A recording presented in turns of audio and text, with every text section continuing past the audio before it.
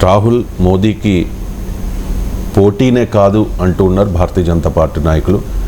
ఈ విషయాన్ని ఖర్గే కూడా చెప్తూ ఉన్నారు సార్. ఈసారి మోదీ వెసెస్ రాహుల్ కాదు, మోదీ వెసెస్ ప్రజలు అని చెప్పి, ప్రజలతోనే ప్రజలే నిర్ణయిస్తారు అని చెప్పి.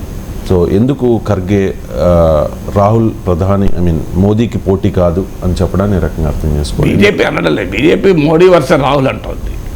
బీజేపీ మోడీ వర్సెస్ రాహుల్ అంటుంది. బట్ రాహుల్ని బీజేపీ పదే పదే చెప్తున్నది మోడీ వర్సెస్ రాహుల్ అని. మీకు మోడీ వర్సెస్ రాహుల్ కాదని చెప్పింది ఖర్గే. సో బీజేపీ చెప్పింది కాంగ్రెస్ ఎట్లా చెప్తుంది? కంప్లీట్గా డిఫరెంట్ చెప్తుంది కదా.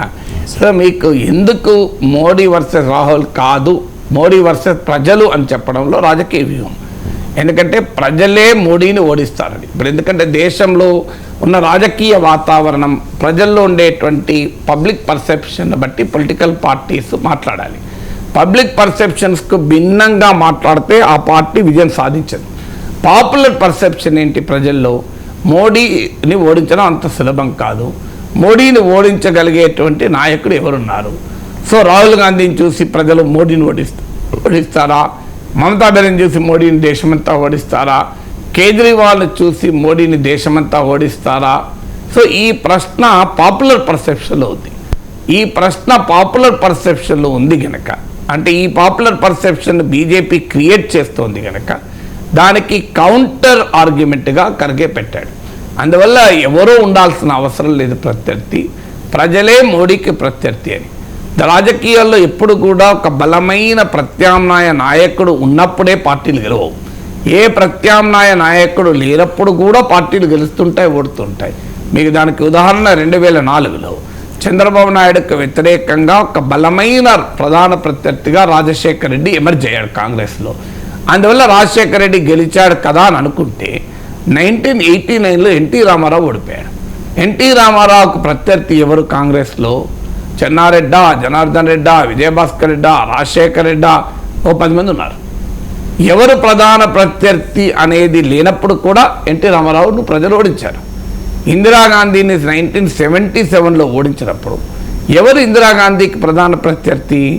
మొరార్జీ దేశాయ, చంద్రశేఖర, మీకు అటల్ బిహారీ వాజ్పేయి, చౌదరి చరణ్ సింగా, ఎవరికి తెలియదు. కానీ ప్రజలు ఓడించాలనుకున్నారు, ఓడించారు. అంటే ఇందిరాగాంధీ వర్సెస్ పీపుల్గా ఫైట్ నడిచింది, ఇందిరాగాంధీ ఓడిపోయారు. అందువల్ల రాజకీయాల్లో ప్రధాన ప్రత్యర్థి బలమైన నాయకుడు ఉన్నప్పుడే ప్రజలు అధికారంలో ఉన్న వారిని ఓడిస్తారని ఏమీ లేదు. అందువల్లనే ఆ మోడీకి పోటీ ఎవరు, there is no alternative TINA factor ఉంది అని పాపులర్ పబ్లిక్ పర్సెప్షన్లో ఉంది కనుక అయ్యా రాహుల్ గాంధీ అవసరం లేదు, ప్రజలే మోడీని ఓడిస్తారు అని చెప్పడంలో ఒక మొదటి వ్యూహం. రెండోది, ఎప్పుడు కూడా రాజకీయాల్లో యుద్ధతంత్రంలో ఎత్తుగడలు ఏంటంటే శత్రువును కొడితే శత్రువుకే తాకాలి, శత్రువు నిన్ను కొడితే ప్రజలకు తాకాలి అన్నది సూత్రం.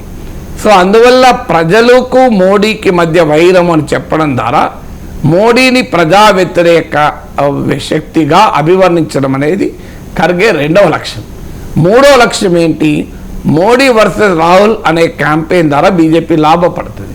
అందుకే బీజేపీ పదే పదే మాకు రాహుల్ గాంధీయే ప్రత్యర్థి అన్న రీతిలో బీజేపీ వ్యవహరిస్తుంది. సో మోడీ వర్సెస్ రాహుల్ అని బీజేపీ చెప్పడంలో ఉద్దేశం ఏంటంటే మోడీ ఇమేజ్ ఏమో కాస్తంత తగ్గితే తగ్గచ్చు, కానీ భారీగా దెబ్బ తగలేదు. రాహుల్ గాంధీ ఇమేజ్ భారీగా పెరిగింది, కానీ స్టిల్ గ్యాప్ ఒక 20% ఉంది. మీరు ఏ రేటింగ్స్లోనే చూడండి, మోడీ రేటింగ్కు రాహుల్ గాంధీ రేటింగ్కు స్టిల్ ఈవెన్ టుడే ఒక 20% గ్యాప్ ఉంటుంది. That is unbelievable gap. So అందువల్లనే బీజేపీ కోరుకునేది ఏంటి? ఈ ఎలక్షన్ మొత్తం మోడీ వర్సెస్ రాహుల్గా నరేటివ్ ఉండాలి అని కోరుకుంటుంది. సో అది ఇండియా కూటమికి నష్టం కలిగిస్తుంది కనుక మోడీ వర్సెస్ రాహుల్ అనకుండా మోడీ వర్సెస్ ఇండియా అనే పేరు పెట్టుకోవడంలో కూడా ఉద్దేశం అది. తర్వాత రాహుల్ గాంధీనే ప్రధాన ప్రత్యర్థి అంటే అనేక రాష్ట్రాల్లో ఉన్న ఇండియా కూటమి భాగస్వామ్య పక్షాలకు పొలిటికల్ ఇబ్బందులు ఉంటాయి. ఎందుకంటే అక్కడున్న రాష్ట్ర పరిస్థితులు కూడా ఛాలెంజ్. నేను గతంలో కూడా చాలాసార్లు చెప్పాను, బెంగాల్లో మమతా బెనర్జీ రాహుల్ గాంధీ నాయకత్వం అని చెప్పలేదు, కేరళలో కమ్యూనిస్టులు చెప్పలేరు, యూపీలో సమాజ్వాదీ పార్టీ చెప్పలేదు. సో ఈ ఛాలెంజ్ ఉంటుంది మీకు. తమిళనాడులో చెప్పొచ్చు రాహుల్ గాంధీ అని, తెలంగాణలో చెప్పొచ్చు రాహుల్ గాంధీ అని, కర్ణాటకలో చెప్పొచ్చు రాహుల్ గాంధీ అని. కానీ అనేక ఇతర స్టేట్లో రాహుల్ గాంధీ నాయకత్వంలో ఢిల్లీ, పంజాబ్లో కేజ్రీవాల్ చెప్పలేడు, యూపీలో అఖిలేష్ చెప్పలేడు, బెంగాల్లో మమతా చెప్పలేదు, కేరళలో కమ్యూనిస్టులు చెప్పలేరు.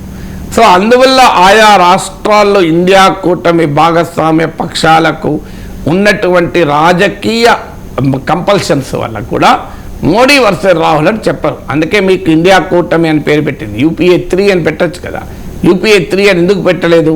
యూపీఏ 3కు ఇండియా కూటమికి ఉన్న తేడా అదే. సో అందువల్ల వ్యూహాత్మకంగానే ఖర్గే ఇది మోడీ వర్సెస్ రాహుల్ పోటీ కాదు, మోడీ వర్సెస్ పీపుల్ అని ఆర్గ్యూ చేయడంలో కారణం అది.